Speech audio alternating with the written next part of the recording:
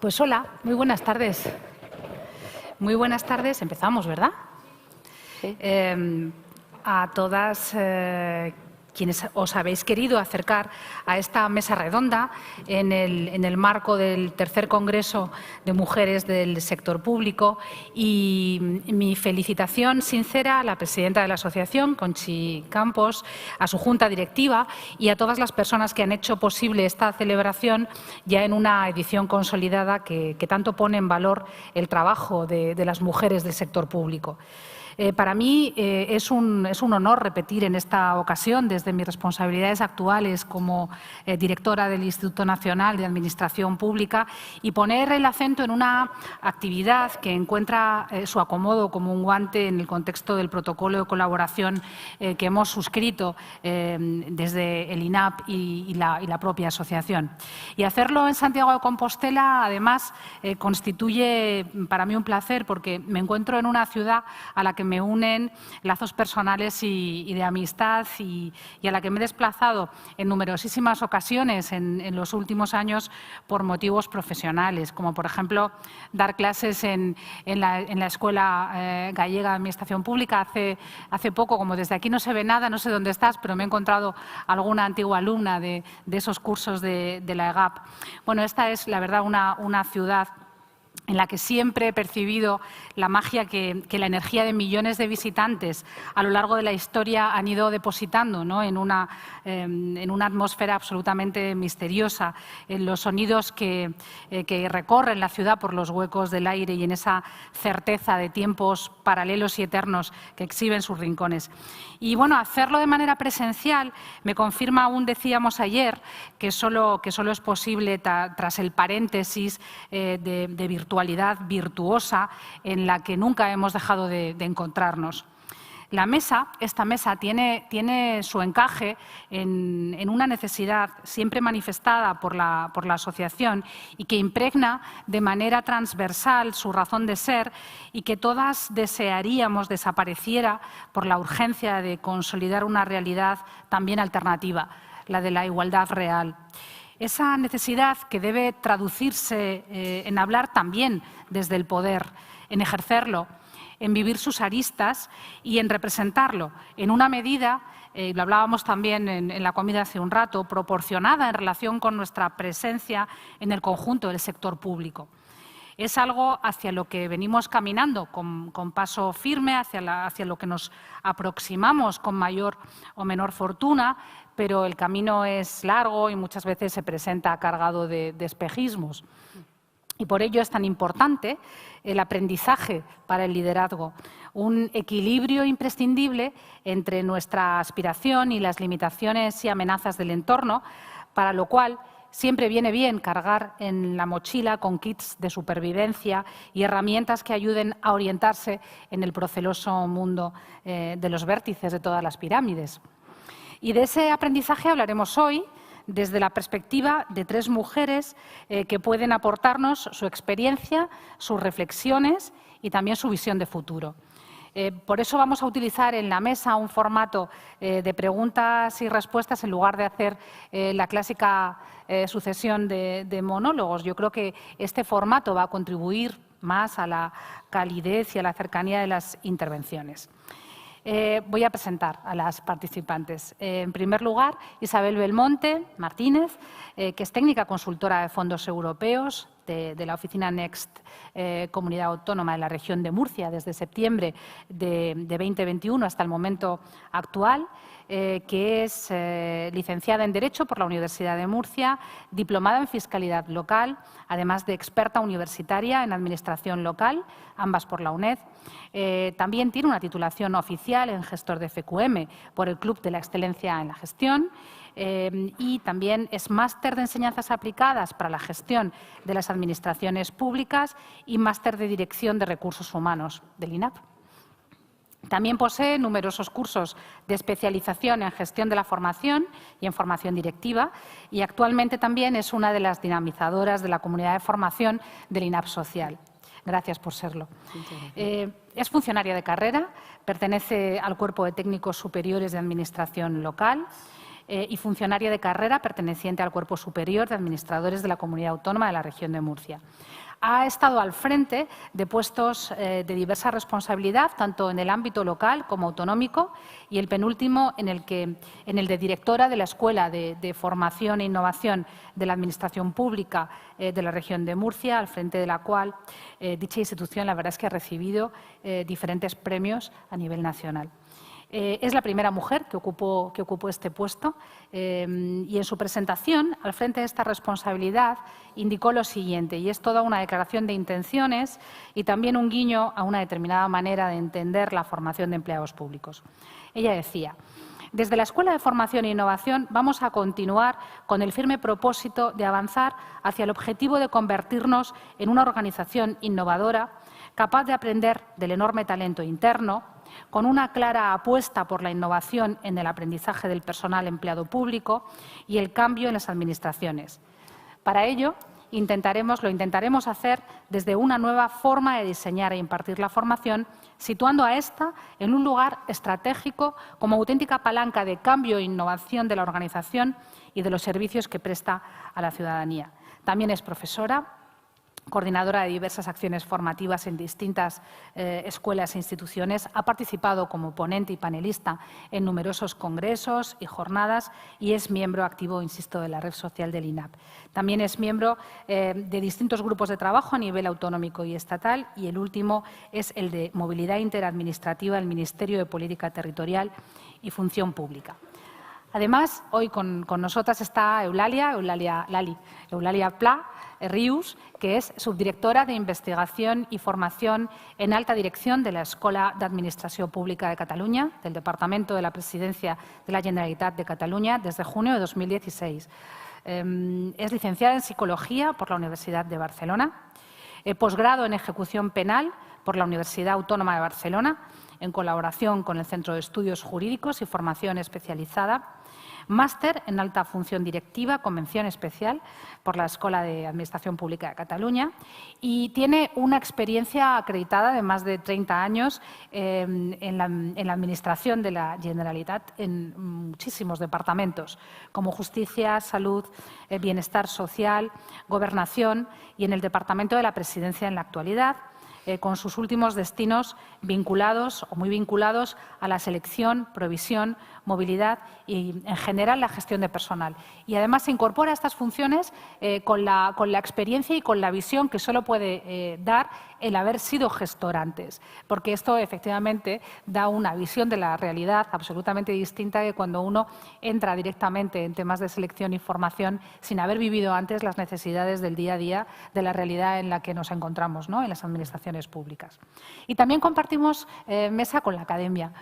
Nos acompaña Eva María Guayo Lorenzo, que es desde 2012 coordinadora de la Oficina de Igualdad de Género de la Universidad de Santiago de Compostela. Ella es doctora en Economía y máster en Economía Sectorial Internacional.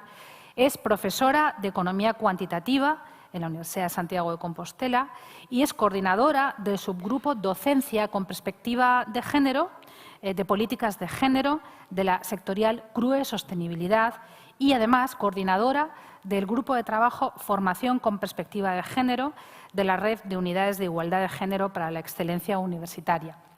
Es miembro del Centro Interdisciplinario de Investigacions Feministas y de Estudios de Género. Es coordinadora del Grupo de Innovación Docente en Econometría Básica Aplicada, secretaria de la Asociación AMIZ-GAL, que es el nodo de la Asociación de Mujeres Investigadoras y Tecnólogas en Galicia, y obtuvo el primer premio en la segunda edición de los premios a la introducción de la perspectiva de género en la docencia de la Universidad de Santiago de Compostela. Sus líneas de investigación son econometría aplicada, econometría de género, indicadores de género. Ella nos va a aportar esa visión que solo se puede tener desde la investigación y desde la alta docencia y que resulta tan fundamental en la formación de todos los liderazgos. Hace un rato hablábamos precisamente de las características características, ¿no?, si hay una diferencia entre el liderazgo masculino y el femenino. Y sin desvelar nada de lo que va a suceder después en la mesa, lo que sí que es curioso es que cada vez con mayor frecuencia en todas las teorías de la organización y en todas las acciones formativas que desde, sobre todo el sector privado, se están poniendo en marcha desde hace unos cuantos años en materia de formación en liderazgos de todo tipo, cada vez son más comunes los aprendizajes vinculados a las habilidades sociales como componente fundamental del liderazgo. Y comentábamos hace un rato en las 4, vaya, pero si eso es lo que está en nuestro ADN, ¿no? O sea, esa es la gran diferencia y ahora resulta que hay que estudiarlo también en las escuelas. Bueno, no, insisto que luego ya hablaremos de ello. Yo tenía aquí un montón de ideas para poder poner sobre la mesa antes de darles la palabra, todas ellas vinculadas a datos relacionados con la presencia de mujeres en el sector público. No los voy a dar porque si no me voy a comer el tiempo que os había, que tenéis para responder a las preguntas que habíamos pensado. Simplemente decir que particularmente en España sí se ha producido en los últimos años un avance inmenso, sobre todo a partir de la Ley de Igualdad, y que particularmente en el sector público estamos ya prácticamente en todas las administraciones, estamos en cifras muy próximas o ya en cifras de paridad, ¿no?, de igualdad. El problema es que, como decía al principio de mi intervención, esa paridad no se corresponde, no es representativa del conjunto de personas, de empleadas públicas que trabajan en las distintas administraciones. Y no voy a dar los datos, porque además están publicados y porque además seguramente los van a dar ellas. Vamos a aterrizar en cualquier caso, esa realidad próxima a la paridad en el sector público, vamos a aterrizarlo poniéndolo en relación, una vez más, con la influencia que tienen a la hora de lograr esos equilibrios todos los procesos de aprendizaje. Y para ello voy a formularles a las 3 una primera pregunta, que es la siguiente. ¿Cómo están representados hombres y mujeres entre el personal docente? ¿Qué podemos hacer para conseguir una representación equilibrada del personal docente? Y, en primer lugar, voy a darle la palabra a Eva. Muchas gracias. Antes de nada, como es costumbre, pero más allá de la costumbre, de forma sincera, agradecer a esta Asociación de Mujeres del Sector Público, felicitaros por este tercer encuentro y agradecer a la invitación en una ciudad como Santiago de Compostela a que participásemos a la Universidad de Santiago de Compostela. Por delegación de mi vicerrectora de Igualdad, Cultura y Servicios, que finalmente no ha podido asistir, pero tener la oportunidad de estar en la Universidad de Santiago y poder compartir este espacio con vosotras y con estas estupendas compañeras de mesa. Hablábamos comentaba la moderadora, de que en el sector público cada vez la presencia de la mujer ha ido avanzando. Los datos son importantes. Como economista, como especialista en indicadores de género, cabe destacar esa importancia porque siempre es nuestro punto de partida. Los datos nos permiten visibilizar.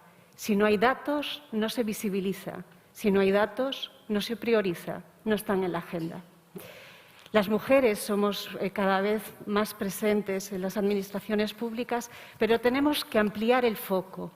¿Qué ocurre en las distintas administraciones? ¿Qué ocurre en los distintos sectores? Por ejemplo, en la educación, las mujeres, hay un importante número de mujeres, pero ¿ocurre igual en todos los ámbitos, en todos los niveles educativos? En el caso concreto del ámbito universitario, esa primera foto o esa primera idea, si aterrizamos a los datos, vamos a ver que no es así. Las mujeres somos mayoría en las aulas universitarias, pero no en el PDI, no en el personal docente e investigador. En el caso concreto de la Universidad de Santiago, no es hasta estos últimos años que hemos llegado a esa cifra paritaria de superar el 40% en el personal docente e investigador. Somos mayoría en las otras trabajadoras de la universidad, somos mayoría en el personal de administración y servicios. Pero en el PDI recientemente y además muy dispar nuestra presencia según las áreas de conocimiento. Mayor en ciencias sociales, humanidades, pero muy baja en áreas como ingeniería y arquitectura. Y también hay que abrir ese foco de ver los datos de nuestra presencia cuando vemos las distintas categorías, cuando hablamos de liderazgo, dónde están las mujeres a lo largo y esa metáfora que se dice de la tubería que gotea. Somos una de las universidades con mayor porcentaje de alumnado. Un 62,8% de nuestro alumnado son chicas. Pero a medida que vamos viendo la trayectoria académica, vamos perdiendo mujeres. Y llegamos al nivel más alto de la trayectoria académica, que es las cátedras.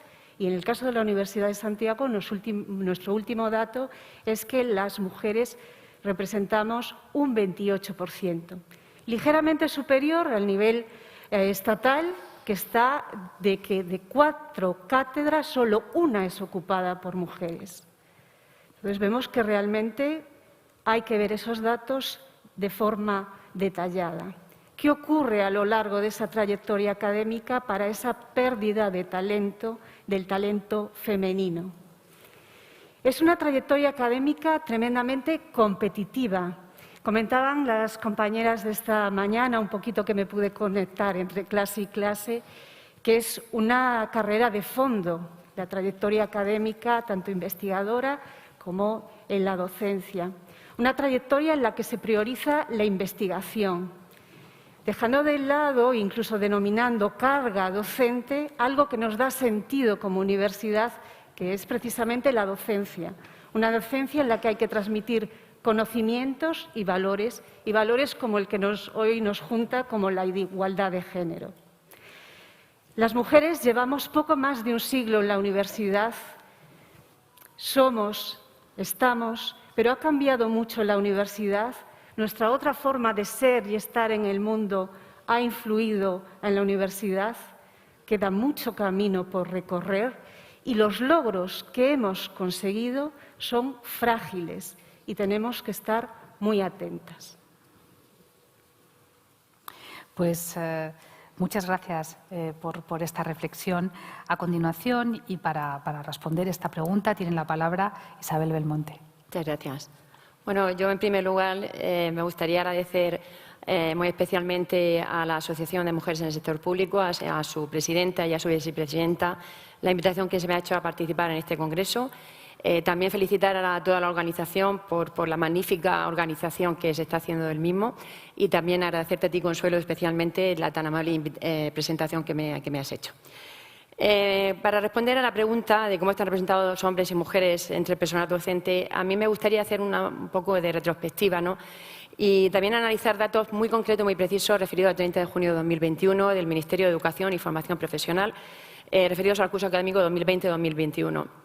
Y es importante referenciar las estadísticas en relación al personal docente con relación al alumnado, porque hay algo que a la hora de analizar y estudiar los datos a mí la verdad es que me ha llamado la atención.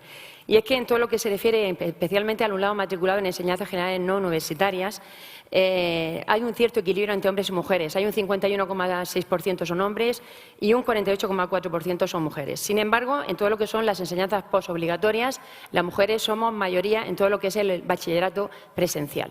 No sucede así en todo lo que tiene que ver con la formación profesional presencial, en la que en niveles básicos, en el grado básico o en grado medio y superior, son mayoría los hombres con respecto a las mujeres. Sin embargo, cuando vamos a la formación profesional a distancia, sobre todo en grado medio superior, las mujeres volvemos a ser mayoría con respecto a los hombres, ¿no?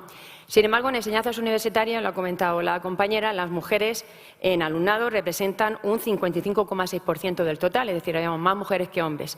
Sin embargo, hay determinadas especialidades en que esa brecha de género entre hombre y mujer es grandísima, por ejemplo, en especialidades como educación, donde suponemos casi un 80%, o en salud y servicios, donde representamos un 71,8%, frente a todo lo que tiene que ver con las carreras o la tecnología, las carreras STEM, en que en ámbitos como ingeniería, industria, construcción o incluso informática, donde el porcentaje de hombres es muy mayoritario con respecto a la mujer.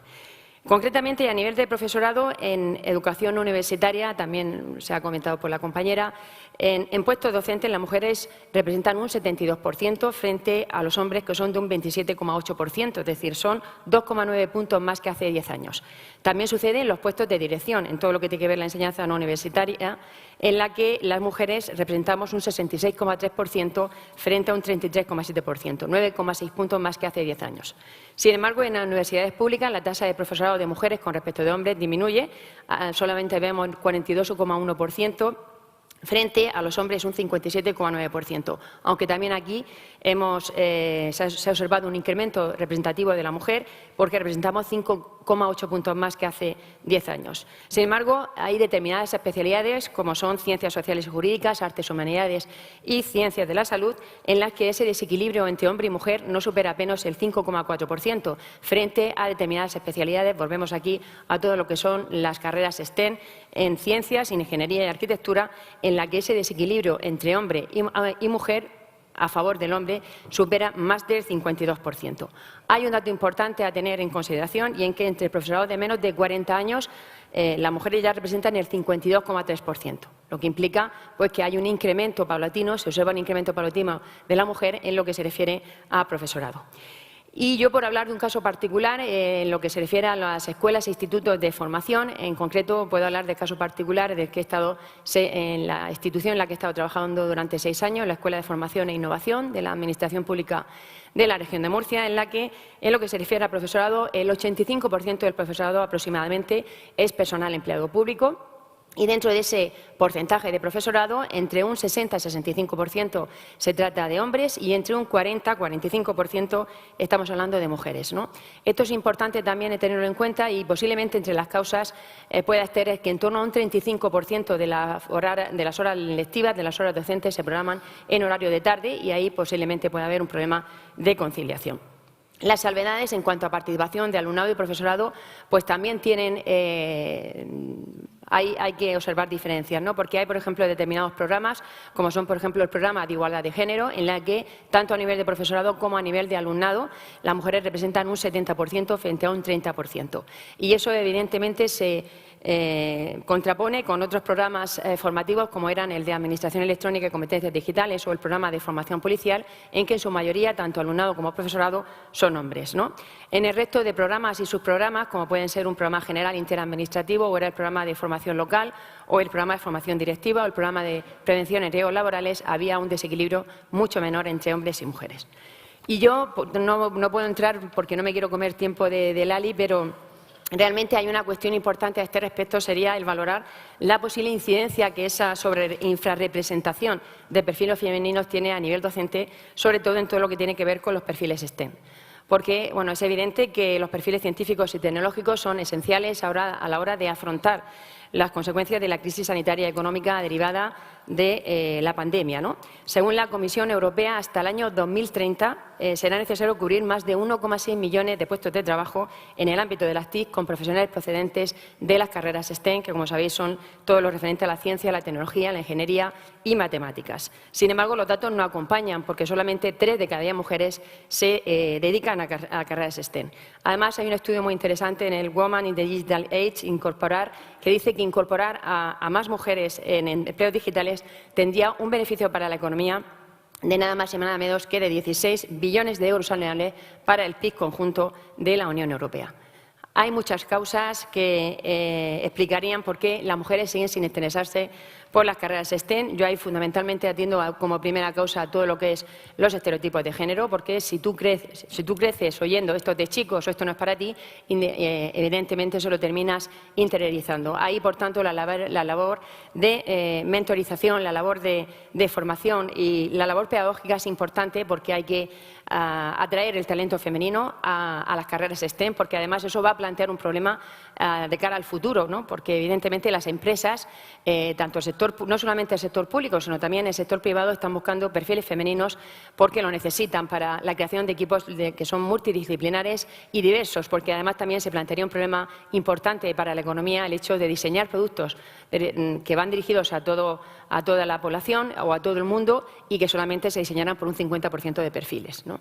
Yo creo que ahí la labor de mentorización y y formativa es importante. Y la labor pedagógica y de socialización que se hace o que se debería hacer no solamente en el entorno familiar, a través de la sociedad, a nivel docente, pues sabéis que la escuela es el primer escalón socializador que existe, pues yo creo que ahí es donde precisamente se tiene que poner el acento. Claro que sí, Isabel. Y los contenidos, sobre todo los contenidos de los videojuegos, que hay que pensar más también en las niñas y en los niños. Sí. En fin, Lali, te toca el turno. Adelante. Agradecer también a Concepción la invitación y a toda la asociación, y después el placer de estar en esta mesa con mis compañeras y sobre todo contigo también, Consuelo, que he tenido el placer de conocerte hace poco en Sevilla. Yo me referiré también a la parte final de la exposición de Isabel, porque yo los datos los he traído porque me ha gustado hacer un análisis de cómo tenemos el personal docente en la Escuela de Administración Pública de Cataluña. Entonces, nos parecemos bastante a la Escuela de Murcia, porque en algunos tipos de formación en el que el personal docente es formador interno, o sea, personal de la Administración Pública que ha sido preparada, ha sido seleccionada y formada para ser docente de sus materias de especialidad, encontramos un 58% de mujeres y un 42% de hombres, un total de 130 personas. En cambio, cuando vamos a programas como máster de dirección pública o posgrado en dirección pública, donde el cuadro docente tiene un perfil doble, un perfil académico y un perfil directivo público, ahí se nos gira. El porcentaje es mayor de hombres que de mujeres. En algún caso, incluso realmente, y como responsable de los programas, que voy a revisar específicamente, porque en el caso del posgrado tenemos un 60% de hombres frente a un 62% y 38%, y en el máster un 56% de hombres y un 40% de mujeres. Entonces, ¿por qué se da esto? Pues por la misma razón en que, como este claustro es doble y cogemos directivos públicos de altos cargos que tienen experiencia en dirección pública para transmitir esa experiencia a los alumnos y alumnas de estos programas, se replica el porcentaje de hombres y mujeres que tenemos en las altas escalas, tanto en altos cargos como en escala de subdirección a nivel de porcentaje de población en hombres y mujeres, ¿no? En estos momentos, como altos cargos, tenemos un 46% de mujeres. Evidentemente ha subido, en 2017 eran 32% y en estos momentos, en 2019, 40%, o sea, hemos subido 6 puntos. A nivel de subdirección estamos a 58% de mujeres, en jefes de servicio 58%, jefes de sección 65% de mujeres, como escalas más bajas más mujeres y en las escalas más altas menos mujeres. Y esto se transmite directamente al nivel del cuadro docente que tenemos con los profesores. En cambio, sí que en las actividades que hacemos, no de tercer ciclo, sí que volvemos a estar en una paridad completamente igual de hombres y mujeres en el cuadro docente de la escuela. Y, en cambio, en los servicios del personal base y de administración local, tenemos también un porcentaje más alto de mujeres en el cuadro docente, pero dirigido a personal base. Y eso pienso que no lo habíamos trabajado hasta ahora, y pienso que es un dato que tendremos que trabajar. Y en el caso de los alumnados, pues evidentemente el porcentaje de mujeres es muchísimo más alto que no el de hombres, porque se refleja perfectamente el 70-30% en el que estamos a nivel de personal de administración y servicios. Muchas gracias, Lali. Isabel, hablemos de talento. ¿Se puede hablar, desde tu experiencia, ¿no?, en el reto de dirigir la Escuela de Murcia, ¿se puede hablar de un talento diferenciado de las mujeres en el sector público y siendo la formación un lugar estratégico como palanca de cambio e innovación de la organización y de los servicios que desde ella se prestan a la ciudadanía? ¿De qué manera se puede influir desde los centros de formación para empleadas y empleados públicos en ese proceso de captar, retener y capacitar el talento de las mujeres? Bueno, yo creo que si tuviéramos que identificar 3 cualidades básicas y necesarias que tendría que tener cualquier líder actuar y del futuro, yo creo que serían fundamentalmente tres. La primera sería la resiliencia, ¿no? Como esa capacidad de crecernos ante las adversidades, ¿no? De las que además las mujeres somos bastante expertas. En segundo lugar, la capacidad de innovar, porque evidentemente no hay adaptación al cambio y toda adaptación al cambio pasa necesariamente por la innovación. Y en tercer lugar, la capacidad de trabajar en equipo, ¿no? Es importantísimo saber gestionar y empatizar con las personas, mostrar confianza, delegar en el equipo, ¿no? Actualmente y con ocasión de la pandemia se ha puesto claramente manifiesto que las organizaciones, las personas deben estar en el centro y los equipos de trabajo, ¿no? Y al final eso nos debe de permitir y tenemos que conseguir a través de ello sacar lo mejor de las personas que forman parte de ese equipo, ¿no? Además, durante la pandemia, no sé si os acordaréis, resaltó a la opinión pública la idea de que determinadas líderes mundiales políticas, sobre todo determinados países como Taiwán, como Nueva Zelanda, Alemania, Islandia, Dinamarca y Noruega, habían tenido o habían sabido resolver la crisis de la COVID-19 con mejores resultados que sus homólogos masculinos, ¿no? Si bien es cierto que hay que tener en cuenta, evidentemente, la idiosincrasia de cada país y que también es cierto que la incidencia de la COVID-19 no fue igual en todos los países, pues bueno, lo cierto y verdad es que hay ciertos rasgos que pueden hacer válida esta tesis. ¿Por qué? Pues la razón para mí es sencilla, ¿no? Las mujeres tenemos capacidades intrapersonales y tenemos atributos de liderazgo que son diferentes y complementarios de los que tienen los líderes masculinos, ¿no? Las competencias tradicionalmente asociadas a las mujeres, sabéis que son esas las relacionadas con la empatía y la gestión emocional. Y la pandemia nos ha traído palabras nuevas como coronavirus, mascarilla, hidrogel, pero también nos ha servido para popularizar un término muy positivo que es el de empatía, que es esa capacidad de ponerte en la piel de otra persona. Hay un estudio también realizado entre más de 1.700 líderes directivos de 71 países en el que se le preguntó cuál era de las cualidades que más valoraban en el ejercicio del liderazgo y precisamente la empatía subió 5 puntos con respecto a encuestas anteriores. De un 38% pasó a un 43%. Así pues, yo creo que las mujeres tenemos esa capacidad de ponernos en el lugar del otro con mucha más facilidad, esa empatía. Eso genera un mayor grado de confianza entre las personas del equipo.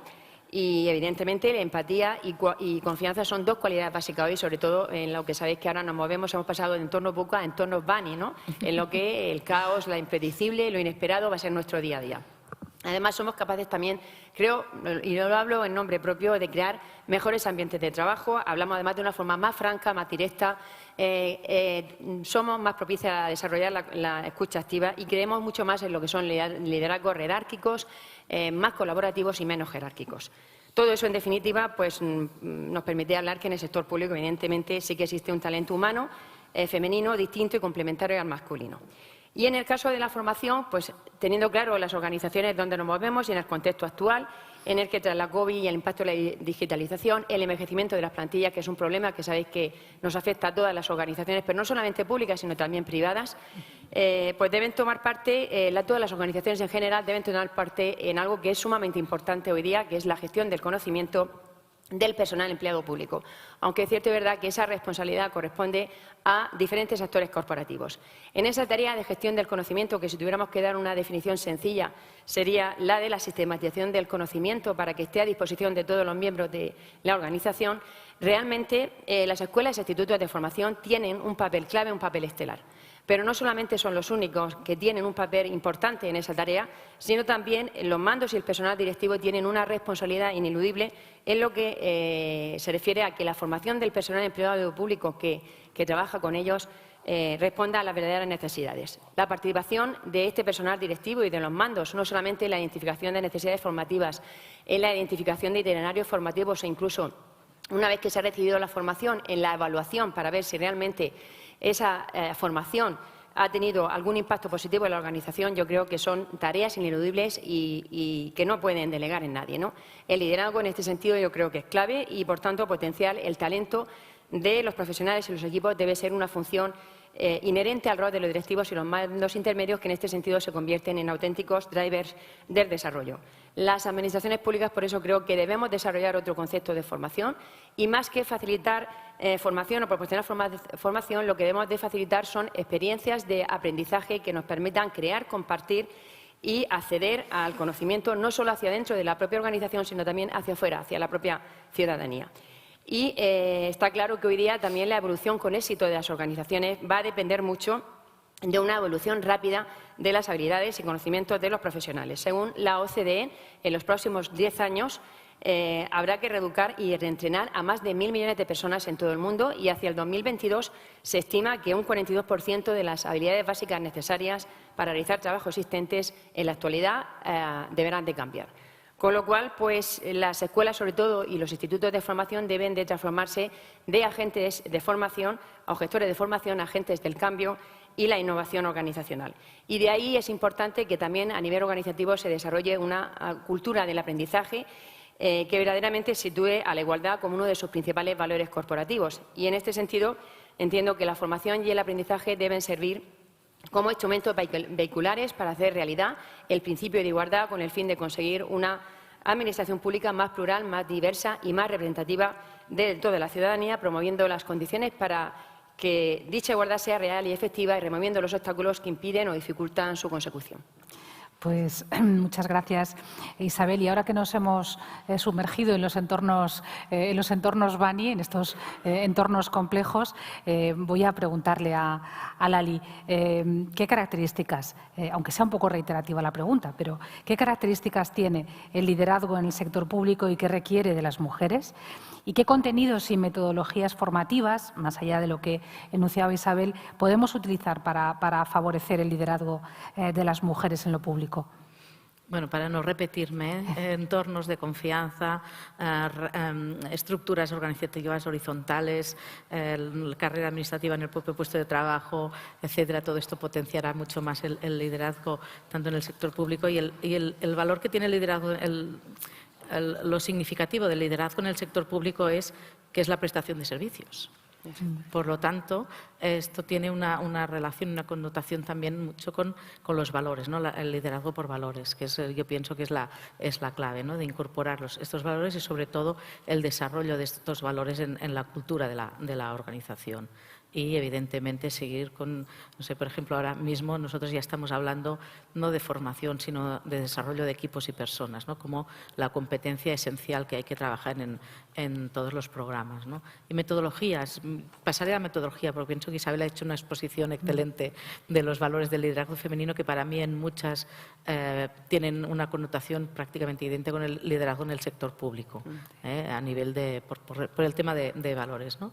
Las metodologías, yo pienso que es el aprendizaje organizacional, mover cultura organizativa, cultura de la innovación, pensar esta capacidad de pensar en abierto, pensamiento crítico, movilizar toda esta serie de competencias, ¿no? Nosotros, por ejemplo, ¿qué hacemos? Tenemos un programa de mentoría en la Administración Pública, es acompañar a los nuevos mandos en su primer año de mando.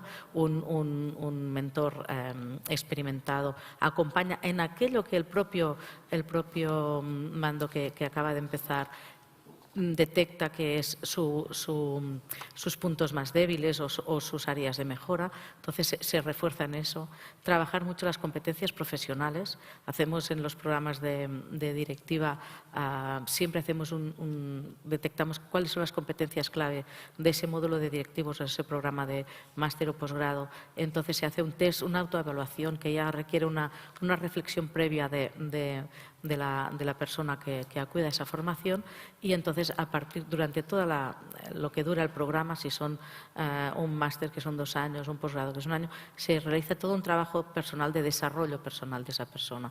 ¿Y con qué objetivo? De que todo ese trabajo impacte después tanto en su equipo, a él o a ella como mando, en su equipo, y luego eso impacta evidentemente en la organización. Y ese es el verdadero cambio, ¿no? Transformar la administración, transformar la cultura, y yo pienso que el liderazgo del sector público, el tipo de liderazgo femenino, es un liderazgo que yo le llamo transformacional también, porque hay ese espíritu detrás, ¿no? De transformación y de cambio para acercarnos, ¿no? a la prestación de servicios y a la ciudadanía. En ese sentido, yo pienso que con eso ya para dar tiempo también a mis Sí, compañeras, porque te muchas- veo el reloj. Sí, y sí, el vamos reloj va justo. moviéndose y todavía nos quedan unas cuantas preguntas para Tenemos hacer. muchas preguntas. Muchas gracias, Lali, por De nada. incorporar al liderazgo emocional de Isabel este nuevo componente de liderazgo transformacional. Y Eva, pues un poco por incidir, ¿no?, en tu primera intervención. En la presentación de un estudio de hace algunos años, señalabas, al hablar de la representación de las mujeres en el conjunto de las cátedras de tu universidad, entonces un 16% del total, frente al 64% del estudiantado, la existencia de un techo de cemento en función del cual la mujer se impone autolimitaciones. Hablabas de una segmentación vertical persistente y honda, a pesar de los avances, y planteabas la importancia de impulsar el liderazgo femenino también en los planes estratégicos de igualdad. Con el paso del tiempo y desde tu visión como coordinadora de la Oficina de Igualdad de Género de la Universidad, ¿qué avances significativos se han observado, si es que se han observado? Bien, pues un poco también el llevar desde el 2012, me ha sido también esa compañía de ver el análisis de cómo ha sido esa evolución, ese diagnóstico que ofrecíamos en el 2010 y justo hace unos meses, el 28 de mayo, aprobamos el tercer plan de igualdad con la actualización del diagnóstico y esos datos que os comentaba al principio de cómo hemos avanzado en una década 12 puntos porcentuales de lo que representan las mujeres en ese alto nivel de las cátedras. Y que, como siempre, los datos son un punto de partida, pero hay que analizar los porqués y realmente en esos porqués realmente es una problemática que hay que analizar de forma multidimensional. Hay un techo de cristal. Hay una estructura organizativa, como decíamos, la universidad es un proceso, la carrera académica, tremendamente competitivo.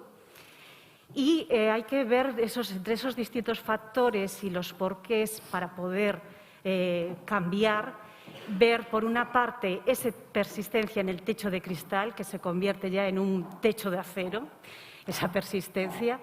Hablar también de ese techo de cemento que va muy unido a una metáfora y seguramente que habéis escuchado en algunos cursos o formación, en el que muchas veces nos sentimos identificadas en ese síndrome de la impostora. Sí. También afecta a tal. Entonces es en plan, ¿por qué no nos atrevemos a? Pero combinado también con un suelo pegajoso, muy unido a nuestra brecha de cuidados. Entonces también hay que analizar los datos desde otra óptica. Hay que incorporar datos con perspectiva de género. No solo la presencia de hombres y mujeres en nuestros puestos de trabajo, sino también cuáles son nuestras agendas del día, cuáles son los usos del tiempo, cuáles son las agendas del día de hombres y mujeres, muy unido con esa brecha de cuidado, la insuficiente avance en la corresponsabilidad y también incluso cuáles son nuestras agendas del día, nuestros usos del tiempo en el desempeño de nuestro trabajo. Encontramos que hay mujeres que acceden a cargos, pero no son los cargos más relevantes o los que más computan. En la academia hablamos del trabajo doméstico académico. No solo las mujeres nos ocupamos principalmente del trabajo reproductivo y de cuidados, que es esencial para sostener la vida y el sistema económico tal y como lo conocemos, sino también el importante papel de las mujeres dentro de la academia en ese trabajo doméstico académico, en comisiones de estudios, en atención al alumnado. Y esa brecha en ese tipo de trabajo se ha visto especialmente afectada y todavía aún no tenemos datos para ver la repercusión, más allá que encuestas de percepción, de qué efectos ha tenido y va a tener esta pandemia en las trayectorias académicas de hombres y mujeres. Ellos aprovecharon el confinamiento para mejorar su productividad científica, enviando artículos. Ellas siguieron atendiendo principalmente a su alumnado y teniendo una frontera difusa, cohabitando las clases con el trabajo de cuidados. Todos esos factores hay que tenerlos en cuenta, ese tipo de estudios, para ver y tomar medidas. Y los planes de igualdad están bien como hojas de ruta, pero como comentaba Isabel, todas medidas debemos evaluarlas. Es importante que evaluemos en qué medidas se ha avanzado en el plan de igualdad. Una de las apuestas que hicimos en la Universidad de Santiago fue cada acción del plan de igualdad, unos indicadores y hacer un seguimiento anual del grado de cumplimiento de esos indicadores. Esa evaluación, junto a la actualización del diagnóstico, han sido herramientas fundamentales para diseñar el tercer plan de igualdad. Sigue haciendo falta medidas positivas. Puntuación extra si un proyecto de investigación es liderado por una mujer. Y bienvenidos todos los fondos europeos que, en Horizonte Europa, priorizan la perspectiva de género tan necesaria en la investigación y en la composición de los equipos. Y hacer una universidad y un espacio de trabajo también más corresponsable. Y medidas específicas como las que se proponen en la ley para la investigación, la ley Ángeles Alvariño, en la que las reivindicaciones de las investigadoras han sido esenciales.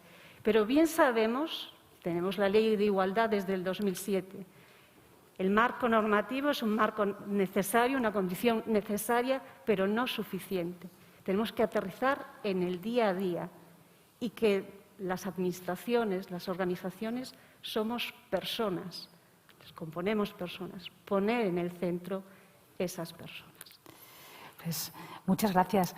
Vamos a la tercera y última ronda de preguntas para después concluir con una opinión sobre la visión de futuro de cada una de nuestras participantes. Lali, desde tu dilatada experiencia en distintas posiciones del sector público en relación con la selección, la provisión y la formación de recursos humanos, ¿qué crees que puede hacerse y cómo lo abordáis desde la escuela para contribuir a la consecución de la igualdad real en el sector público? A ver, hacer propiamente desde la escuela se podría decir que es más una estamos nosotros como más desvinculados, ¿no? de proyectos que pueda tener la Dirección General de Función Pública en estos momentos. Pero yo pienso en términos generales que hay que ahondar de una vez por todas, y esperemos que en esta legislatura en Cataluña se apruebe la ley de la Dirección Pública Profesional y que la selección sea por competencias profesionales, por méritos y capacidad, y realmente una selección transparente, y los puestos no sean simplemente pues por confianza, etcétera, etcétera. Estos son unos puntos. Después, ¿qué se puede hacer? Pues yo pienso que el teletrabajo sí que ha tenido unas connotaciones, como decías tú, para las mujeres en algún caso de una doble tarea en el mismo horario, en el mismo sitio, pero sí que nos ha traído el teletrabajo de una forma más rápida a la que teníamos prevista. Sí que se estaba trabajando en Cataluña en el decreto de teletrabajo, que se aprobó ya en el mes de agosto y que ya se iba poniendo, pero el hecho de que haya venido tan deprisa ha puesto en manifiesto que la flexibilidad esa flexibilidad que hemos tenido permite conciliación, ha tenido sus puntos negativos, pero en nuestro caso yo lo veo que ha tenido puntos positivos a nivel del empleo público, me refiero, de poder tener ahora un sistema ya de teletrabajo instaurado que nos está permitiendo situaciones de más flexibilidad y más conciliación. Yo pienso que eso es importante, porque si no tanto el techo de cemento, como decís, ¿no?, como la falta de el decir no podremos las mujeres, no, ¿para qué me voy a presentar si no me...? Todo esto también ahora se están abriendo ya brechas, yo pienso ahí, ¿no? He estado ahora trabajando en una selección piloto de un puesto de subdirección en el que se ha hecho un proceso transparente, un proceso en el que se han aplicado entrevista por competencias específicas con un peso clave en todo el proceso. Tenía el 50% del valor de la selección en la entrevista por competencias, y la candidata final ha sido una chica, bueno, una compañera. Pero sí que me sorprendió en un relato, ¿no?, también esto de el miedo a no ser seleccionada, el miedo a que no voy a ser la elegida, ¿no? Como elemento que estuvo presente en esa selección. Después, yo pienso que también se tienen que trabajar con programas de liderazgo específicos para fomentar esa ilusión y también trabajar con las expectativas. Yo pienso que las expectativas hay que trabajarlas. Y después, ahora me gustaría comentarles también una experiencia que ha puesto en marcha Ferrocarrils de la Generalitat, la empresa de trenes de Cataluña. Tenemos Renfe, también tenemos Ferrocarrils de la Generalitat, que se están haciendo selecciones con medidas de discriminación positiva, para que en un colectivo tan masculinizado haya una incorporación más masiva de mujeres, y está dando sus frutos también, ¿no? Y pienso que estas políticas también son necesarias, quizá no en el personal de Administración y Servicios, que estamos al revés, pero sí en colectivos que están muy masculinizados. Pienso que serían medidas a incorporar. Pues muchas gracias, Lali. Isabel, uno de los pilares del Plan de Recuperación, Transformación y Resiliencia es precisamente la igualdad de género, como pilar transversal que ha de inspirar el conjunto de las actuaciones. Y desde tus actuales responsabilidades como consultora de fondos europeos, precisamente en la Comunidad Autónoma de Murcia, ¿crees que constituye el programa Next Generation una nueva oportunidad, una oportunidad real para el acceso de las mujeres al poder en situación de igualdad? Bueno, pues yo creo que, Consuelo, que Europa yo creo que ha sido y es perfectamente consciente de las enormes desigualdades de género que existen entre hombres y mujeres en el entorno europeo, además de a nivel mundial, donde solamente el 7% de los líderes globales son mujeres, ¿no? De ahí que la propia Agenda 2030, en uno de sus objetivos, el 5.5 concretamente, establezca e insta a los gobiernos a asegurar la participación plena y efectiva de las mujeres e igualmente a la igualdad de oportunidades de liderazgo entre todos los niveles decisorios de la vida política, económica y pública, ¿no?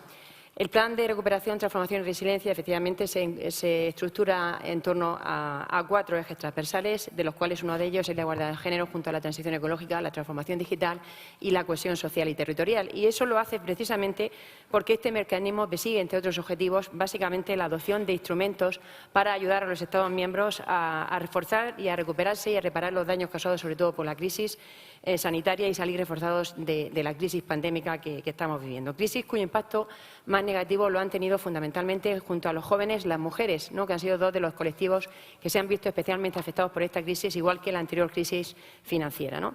Se es consciente y además así se reconoce expresamente que la igualdad de género no solamente en el entorno europeo y en este mecanismo de recuperación y resiliencia no solamente es un elemento de justicia, sino que al mismo tiempo también es un factor importantísimo de crecimiento, de productividad y de PIB potencial, ¿no? Hasta el punto que se ha llegado a cuantificar que la incorporación plena y efectiva de la mujer al mercado laboral supondría, en lo que se refiere al caso de España, un incremento del Producto Interior Bruto en torno al 15%. O sea, no estamos hablando de ninguna tontería.